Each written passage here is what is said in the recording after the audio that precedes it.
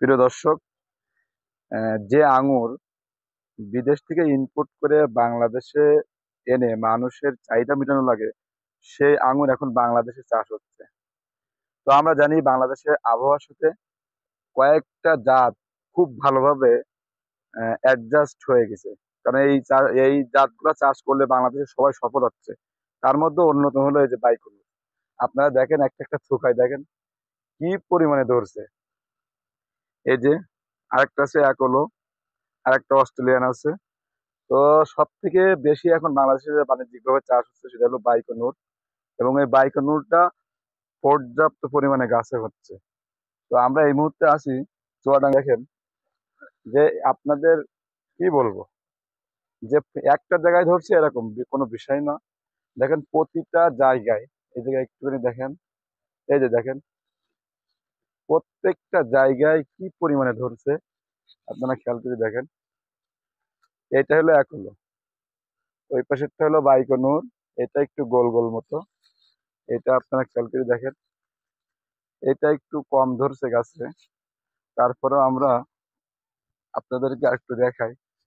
এটা হলো বাইকনুর।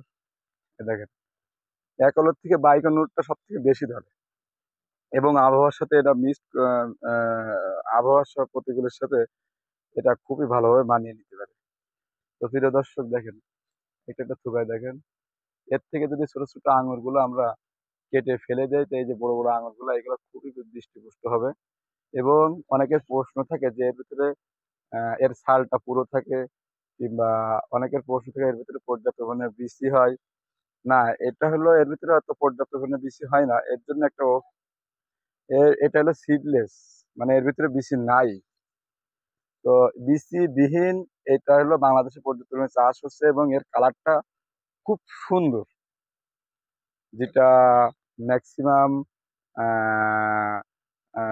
Italy, Ukraine, এইসব দেশে যেসব যেমন একদম খয়েরি কালারটা আসে, এই কালারের মতো একদম এই আঙুরটা সেম কালার হয়, খুব সুন্দর কালার হয়।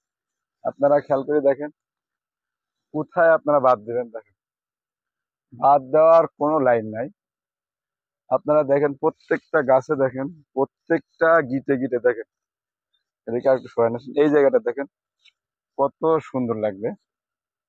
আপনারা খেয়াল করে দেখেন, একটা দুইটা তিনটা চারটা পাঁচটা, প্রত্যেকটা গিটা দেখেন আঙ্গুর আছে। নিচ থেকে একটু নাও, এই যে একটু নিকট থেকে এই পাশে দেখেন, প্রত্যেকটা ডালে ডালে একেবারে গোড়া থেকে শুরু করে দেখেন। এই যে গোড়া থেকে শুরু করে যে এখনো এখনো কিছু ছোট ছোট ফুল থেকে কেবল